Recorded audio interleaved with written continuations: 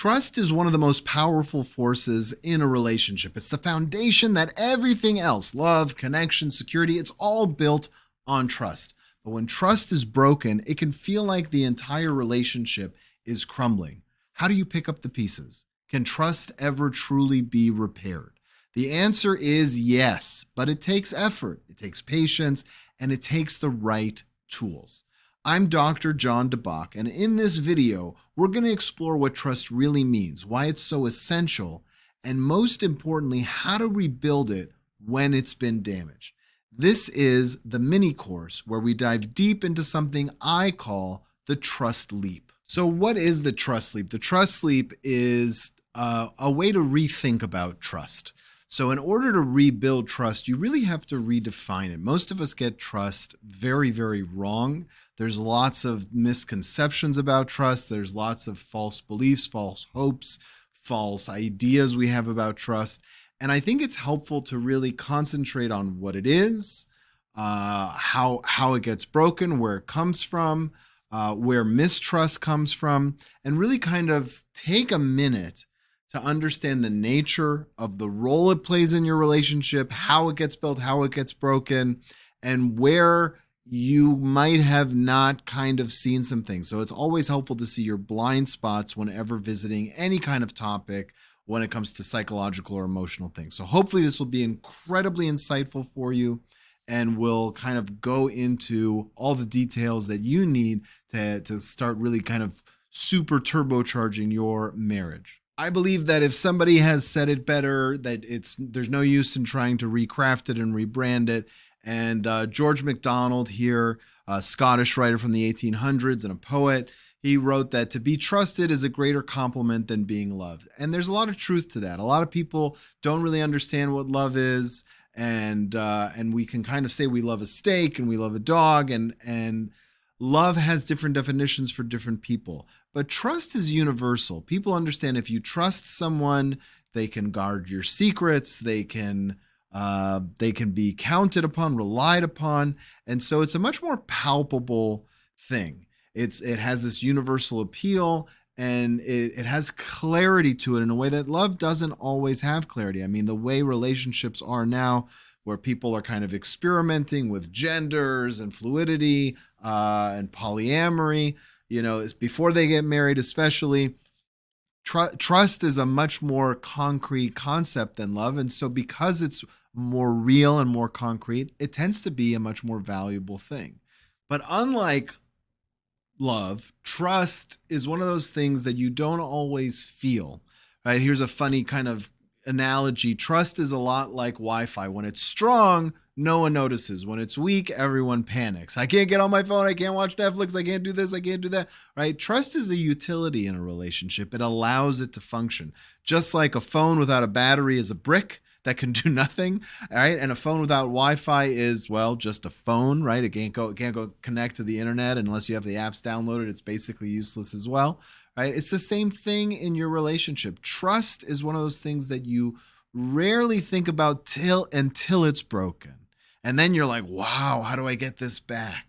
And it's just that the nature of what it is. And it's like all valuable things. You don't really appreciate the air you breathe unless you stop to think about it. You don't appreciate that you can afford a meal until you stop to think about it, or one of those is taken away. If suddenly you're underwater, you realize how valuable air is. If suddenly you're broke and you have to beg or kind of sort through the trash for food, you start appreciating how valuable it is.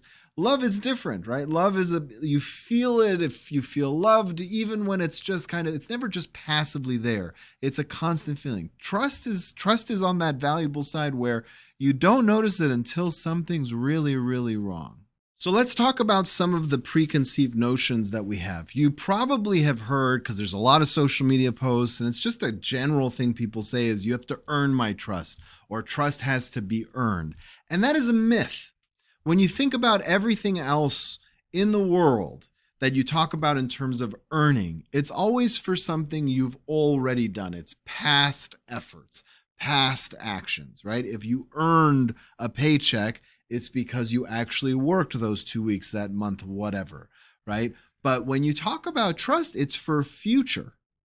And so this idea that you can earn something for This idea of something in the future that has no timeline, it's a completely inappropriate word to use with trust. Trust is not something that is earned. So if it's not earned, what is the nature of trust?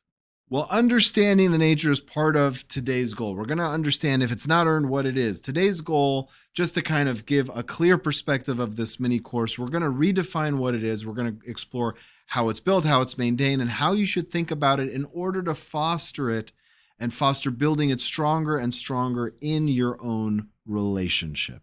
Okay? So if you have broken your trust, you're going to figure out why you broke it in the first place, probably, why it's so hard for your partner, your wife, or your husband to really kind of get back on board trusting you. It might be something from their past. You're also going to learn how to make sure you strengthen the trust so that you put preventative measures in place and kind of tools and mechanisms for rebuilding it if it ever gets broken again. I know I talked about some of that very early on, but it's always good to kind of level set and make sure we're on the right path, the right road here to understand the new perspective. I want you to start thinking of trust as a choice. It is a choice you make. It is a choice your partner makes. And that choice always involves a leap of faith. And as you can tell from this photo here, it's a guy jumping from one cliff to another, right?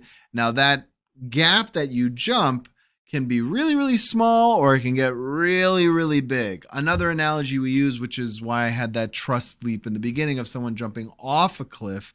You know, if you have a parachute, it's like you jump off a cliff and you hope it opens.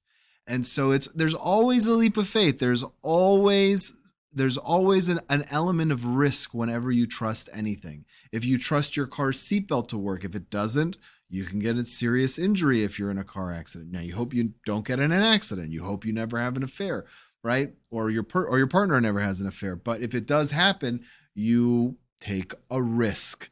And so if you are not able to rebuild trust, or if your partner is not able to rebuild trust, you have to kind of start phrasing it in this way, that there's always a risk to being in love. There's always a risk to trusting someone. I can try to make that gap, that jump from not trusting me to trusting me as narrow as possible, but I can never close it all the way because someone might fall off a cliff. Someone might let you down. I've had couples who've been married for over 30 years in what seemed like a very happy marriage. And in fact, it was. And then somebody betrays the other in one of many ways. Could be an affair, could be financial, could be a million different things, right? And it came out of nowhere. It really does. It comes out of nowhere sometimes. So if you're judging it on previous behavior, right? If it's earned, quote unquote, where was it, right? It's basically not useless because it is a somewhat good indicator, but it's not ironclad. And then the opposite is true. I've had couples where they're total train wrecks. Sometimes they have problems with addiction. They have other issues. And suddenly they decide to turn their life around and boop, they're on the right path. And so you have to make a conscious choice one day to say, you know what? I'm just going to trust. Otherwise, it can be disastrous, not just for your partner, but for yourself. If you're the one untrusting, you kind of don't like who you become. When we talk about esoteric concepts that don't really have form, physical form, it's sometimes helpful to use an analogy. And so this is the analogy I've chosen for trust. Trust is like a glass vase, right? It's precious, it's fragile, and it's typically something that belongs to both you and your partner, even though you might think of the woman, the wife watching over the vase, or having, it's kind of her responsibility. It's her flowers. It's somebody gave it to her. It really does belong to both of you. So it's a shared item, right? If you broke the vase, she might even say something like, you broke my vase. But if she broke the vase, you might say, oh, I really liked it, right? There's an attachment that can grow over this stuff. And just in case you think that vases are not masculine enough, just, to represent relationships, just wait for the next slide, because you can, there's some masculine stuff about vases you'll see in a second. But There's a lot of elements to a vase, right? There are some that are more thin, more ornate, more fragile, a lot more durable. So it does have a lot of qualities that are similar to trust. I think it's a good analogy. And again, it's helpful to think of it as this concrete thing as opposed to what the hell is it? It's trust. It's this concept. I can't wrap my head around it. I told you that it's masculine, right? This next slide. You think of the glass blower and it's hot and it's usually very heavy to deal with the glass. That there was this really kind of buff guy. Maybe he didn't look like this, but there's usually men who are the glass blowers. It's predominantly a male kind of thing. And they're the ones shaping the vase. So, if you don't think it's masculine, it definitely is. And it takes the male and female energy to make trust work typically anyway. Then even though trust is a gift, right? When you decide to trust somebody, it's essentially a gift you're giving them. So even though it's a gift, even though it's a choice, it's still shaped and it's still strengthened over time with intimacy and with challenges.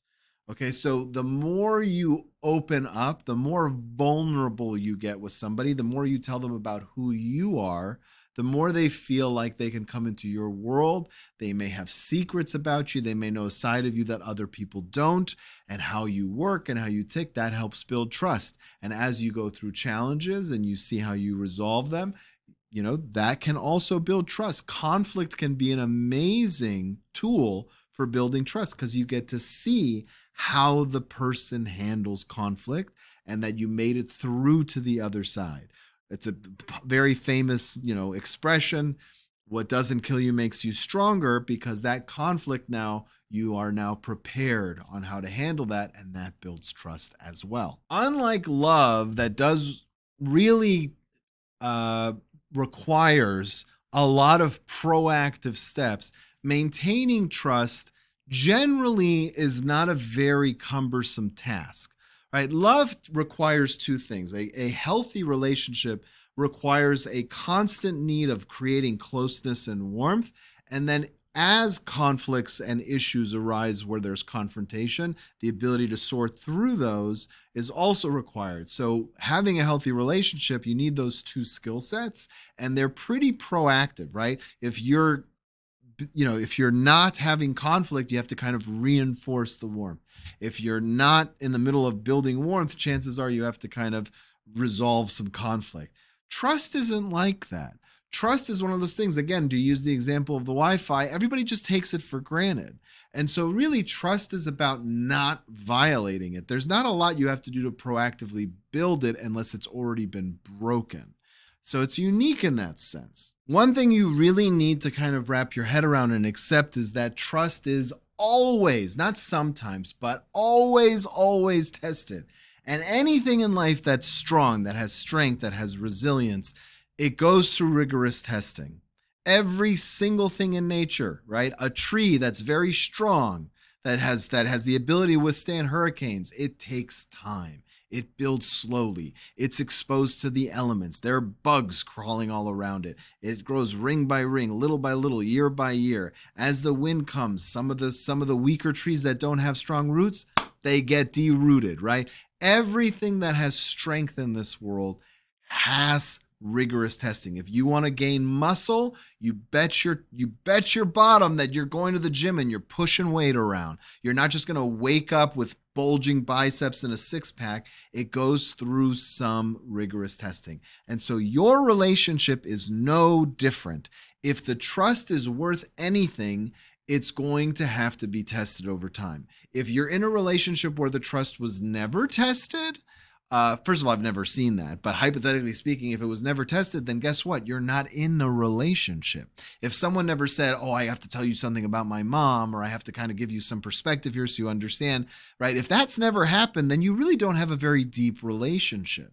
The more it's tested, the more strength it has. So if you're sitting there, and this happens with a lot of my clients, if you're sitting there thinking to yourself, if I just didn't do this, or I just didn't do that, newsflash, something else would have happened to test the nature of how strong the trust is in your relationship. It's just a matter of time. So don't beat yourself up too much thinking that you weren't going to have to go through trust. Now, it might not be that you didn't have to do this or they didn't have to do this, something so extreme, right? But something else would have come up. It always does. I've never seen a relationship that hasn't been tested. Now, if you're watching this video because there's been some betrayal, there's been an emotional affair, a physical affair, financial betrayal, you might think of trust as something that only breaks because of betrayal, because there was an affair. But the truth is, most of the time, the reason trust is broken in a relationship is not because of a big incident where there was deception or where there was kind of omission and lying.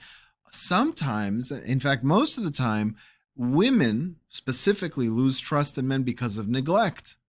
It's not just the dishonesty, it's the neglect and accountability. Right? You said you'll be home, but you never come home. I don't trust you anymore. Whatever you say, I just can't trust it. You're not true to your word. That is much more common than people having affairs. Right? If a wife says, he always says he'll do this, but he never does. That is, if I had a nickel for every time I heard that, I wouldn't have to be making this video and training you guys. I would just be on an island somewhere going, I got a lot of nickels, right? So trust is broken by a variety of reasons, and betrayal is actually not even the most common one in my experience. Now, some people trust a lot easier and even rebuild trust a lot easier than others.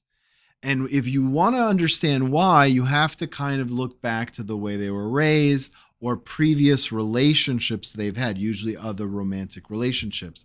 And it usually stems from one of two fears. We would call these root fears, right? So the root fear of mistrust. It either stems from abandonment or criticism. So abandonment is you can't count on me, right? I'm going to go away and the relationship isn't stable. And so you might chase after the person and it might feel like they're slipping through your fingers. That's abandonment, right?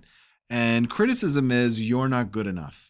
And so and again, mistrust is going to happen from both places. If you feel like the person doesn't think you're good enough, why would they do anything consistent and loyal to you?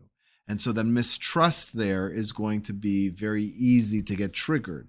And abandonment is the same way. If you say you're going to be home at 5 or 6 o'clock every day, and then you miss it and you're there at 7, there's a sense of abandonment. It's not always true physical abandonment. Sometimes it's emotional abandonment, but that's the other trigger. For those of you who like attachment styles, you'll recognize this as anxious. The abandonment is anxious attachment style, and the criticism is the avoidant attachment style. That's way beyond the scope of just this video, but if you are a student of attachment styles, it is connected to that. There are typically two ways people act when they have lost trust, and it's helpful to understand that there are two different reactions. And in the psychological world, we call this your window of tolerance. So if you look at the diagram here, if somebody's comfortable, right? If somebody's in their little bubble where they're comfortable, where there's trust, where there's nothing too emotionally distraught going on, they're in their little bubble. But if they're forced out of their bubble, they tend to go in one of two different directions. So you'll see to the left there is fire. That is a symbol for hyper arousal. And to the right, we have snow and cold and all that stuff. And that would be hypo arousal. So hyper arousal is the person that yells and screams. And you might have this in your marriage right now where your partner's saying, I don't trust you. I can never trust you. You're no good for nothing, right? That kind of stuff. I have a client who's struggling with his wife for quite a few years now. He sees me once in a blue moon. It's not like I see him every week for several years. That's not my typical client. But his wife is always saying, okay, we're going to get divorced, next month. That is someone who's very hyper aroused. They're very aggressive about being uncomfortable. The more common, but definitely the other one exists, the hyper one that I just mentioned exists, but the more common reaction with mistrust is hypo arousal. That's when someone shuts down. That's when someone grows distant, right? That's when someone says, I can't trust you, but I'm not going to leave. So I'm going to learn how to be independent on my own. And in order to do that, I can't be vulnerable with you. And I'm going to push you away so that I feel comfortable that you can't hurt me anymore. but both are possible. So depending on what kind of relationship you have, you might see one or the other. And sometimes you'll see both in people. They kind of have those mood swings.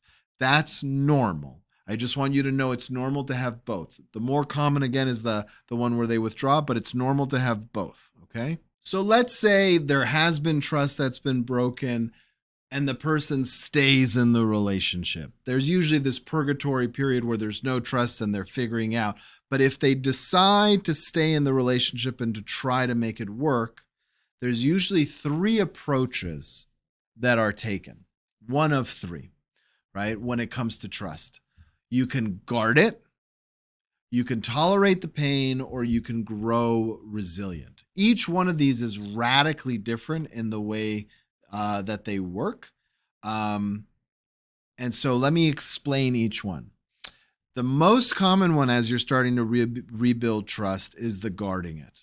So let's say you're married to this, beautiful woman, and maybe things aren't hot and heavy in the bedroom, and in your kind of frustration, you went on Instagram and you started DMing people who were pretty, and you thought to yourself, I'm never going to ever meet any of these people. It's harmless fun. But then she sees your cell phone one day because she opened it to get an email for something. Totally honest. She wasn't snooping. And she sees the DMs.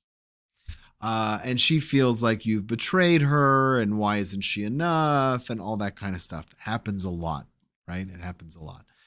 So what is the typical reaction after the fight and after I don't know if I can be with you? She might say, I want to see your phone.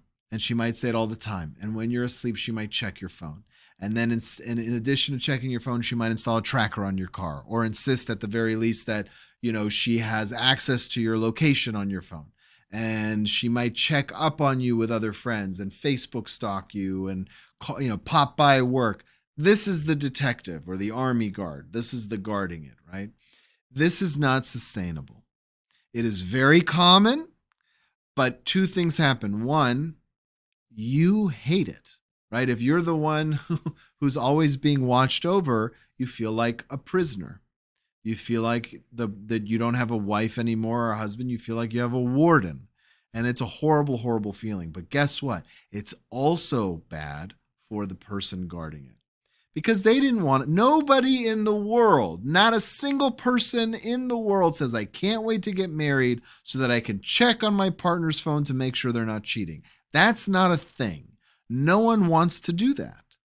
And so it's an unsustainable way of approaching trust. And if this is happening, you could talk to your partner about it. You could say, listen, you've become Inspector Gadget here, always checking my phone and stuff.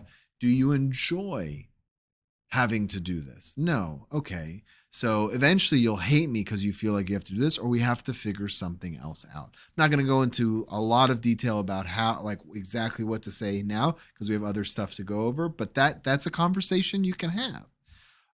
The second approach is tolerating the pain. So you've decided, I'm not going to check his phone. I'm not going to check her phone. I'm not going to stalk them. I'm not going to insist on having all their email passwords. I'm just going to trust them. But there's a part of you that says, I really hope they don't break my trust again, because if they do, it's going to hurt. And I'm just assuming that might happen, and I'm going to have to bear down and white knuckle through it, and it's going to suck. Now, that is where most people get to, and that's the plateau. And if that's where you are, it's not bad, right? If you're one of those people like, I'm trusting my husband, I'm trusting my wife, and that's that. And if they break my trust, I'm going to be heartbroken, and I'll just have to deal with it. It's going to suck. If that's as far as you get, that's fine, right? You can have a very happy marriage, and when your trust is tested, you'll have some hard moments, but you'll usually get through them. Unless the trust is consistent and pervasive, then obviously you might leave. But there is a higher level, right? There is a higher level, and that's where you grow resilient. And what does this look like? This looks like, hey, I'm trusting this person. Why? Because it's a gift. I'm giving them my trust. And if they break it, it's going to suck, but I know I'll be fine. I know I'll be fine. And even if it means the relationship's over, life will go on. And I will find someone else, and they will find someone else maybe, or maybe they won't, or maybe I'll decide to be single for a while. But life is a journey, and I will be fine. It is hard to get there. It's hard to get here, but this is the ultimate goal. When you have that embodiment, you've kind of aced relationships. When you need nothing from the partner, but you want the relationship, but you don't need it. And if your partner does it the same, that's the healthiest relationship you're ever going to see in your entire life. Right? So the problem with the tolerating pain is there's an element of the relationship that you need the relationship. And whenever you need something, you leave yourself exposed to getting hurt. But if you say, hey, I'm going to show you things and I'm going to get hurt maybe, but I'll get through it, right? Because I don't need the relationship, but I want it. And so this is wonderful as long as you want it too. But if you decide one day you don't want it, it'll suck, but I'll get through it. Totally different perspective. Sometimes it's subtle. Sometimes there's a huge difference between the two. But the one where you feel like you can get through anything, that's like invincible, emotionally invincible status. That's where we should all strive to be, in my opinion. So let's talk about how you actually rebuild trust if it is broken.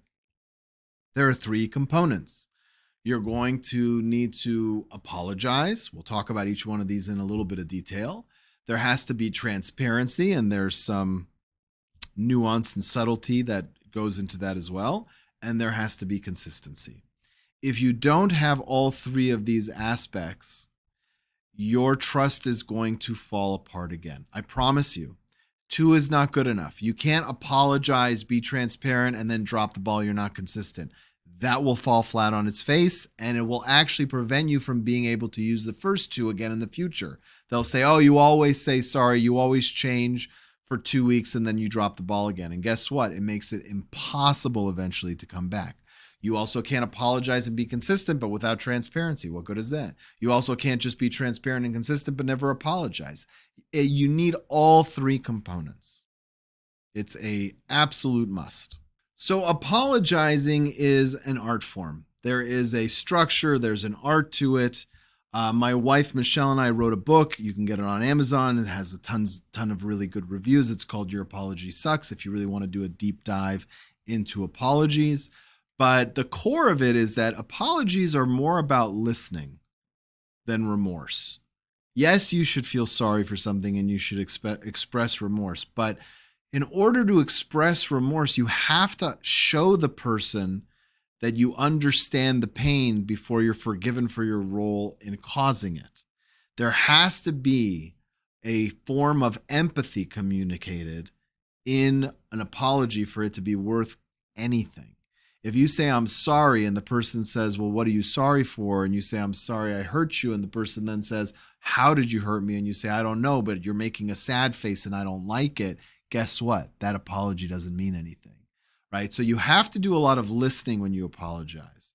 You have to say, well, how did you feel? I want to understand. You have to repeat it and say, am I understanding it? And they say, yes.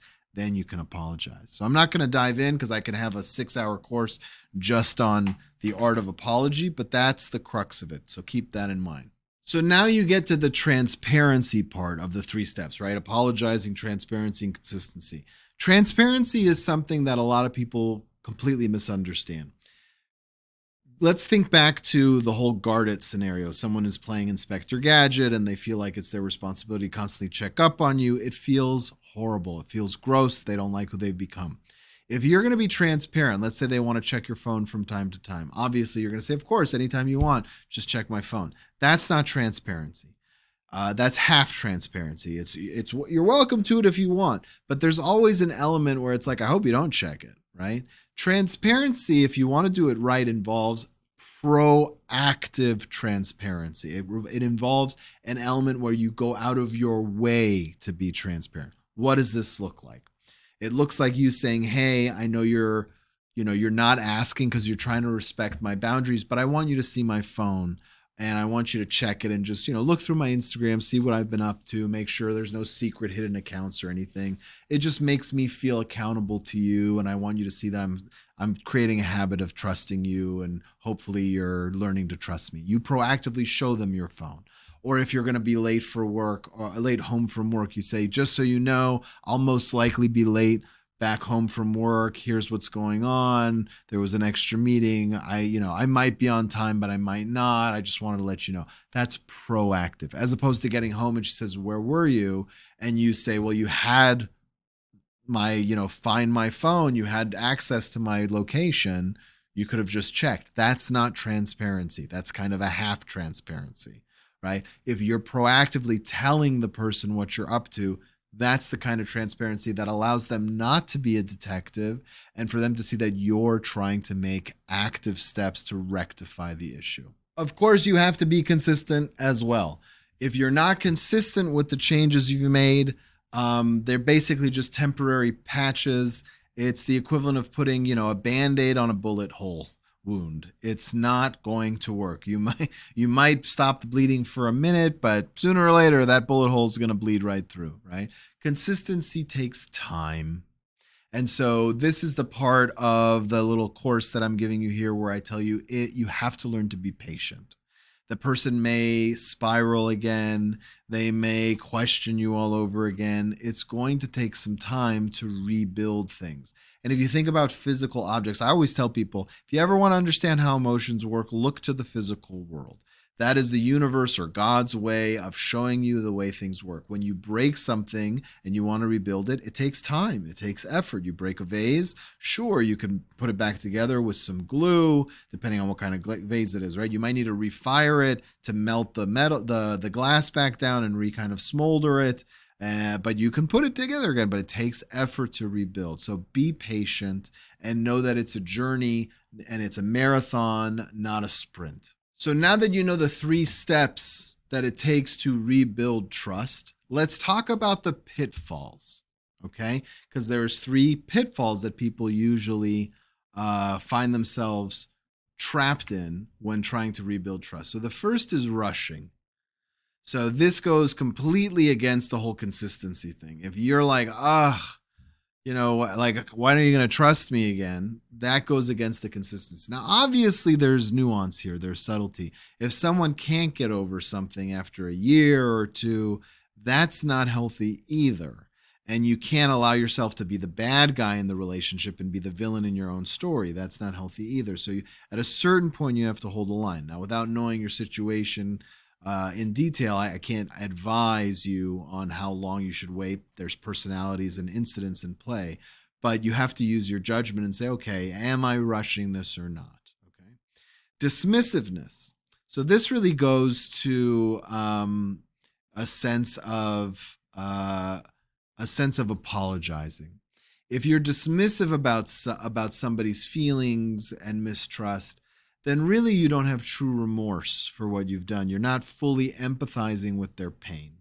If you're saying, come on, get over it already, and it hasn't been that long, or whatever you're dismissive about, not just about them not trusting you, you really haven't spent enough time building the empathy that's needed in order to feel like a single team again, like one strong unit. So you have to be careful there. And the last thing is keeping score. And so this goes on both sides. You'll see it a lot more on the person where the trust was violated. They'll start keeping score like, you did this though, right? But it very quickly becomes a game of where who's keeping score, more aggressively. Well, yeah, but I also bought you this necklace and we also went on this vacation. How much else are you going to make me do, right? You're tallying up everything that you're doing to earn the trust back and wondering when, the curse of being the bad guy is being lifted. Keeping score is bad, right? And we all do it a little bit in our head. Hopefully you do it less and less over time, but verbalizing it is not a good idea, right? You might have an individual therapist to kind of vent to or a best friend, but you don't tell your partner like, I feel like I'm doing all this stuff and you're not doing as much. That's a very poor conversation to have. As hard as it is to rebuild trust sometimes, and as long of a journey as it is, I want you to know it's worth it. It's worth the effort. Trust is the glue of life. It's the foundational principle that holds all relationships. A Stephen Covey quote there for you. When we were primal, right, hunter-gatherers, we did not survive without trust. We needed somebody to watch our tents while we went to go hunt. We needed somebody to watch our kids. We still need people to watch our children as we go work in life. We need someone to make sure the bills are paid while we're working and going and getting the money. Trust is crucial. And if you can't find a way to rebuild it in your marriage, that's going to be a very big problem. So hopefully what you've learned here today has been incredibly helpful. Obviously, your situation is unique and you might need some extra help. We could talk about trust for hours and hours and the nature in your own relationship, but even I could teach a whole college course for a semester just on trust, building it with romantic relationships, with children. There's a lot to talk about, but this kind of goes over the big highlights, and hopefully you learn a thing or two about trust. If you're struggling in your marriage and you're trying to get things back on track, but just don't really know how, I'm here to help. Over the past 13 plus years as a couples therapist, I've helped over 3,000 couples save their marriages. And because you've watched this entire video, I'm offering you an exclusive 50% discount. My usual rate at the time of this recording is $500 per hour, and it has been on a steady climb. But right now, you can work for me for just $250 for an hour session. Unlike other therapists, I really focus on getting your marriage back on track in as few sessions as possible. And if you have any questions about the sessions or any at all, just send me a DM on Instagram and I'll personally get back to you.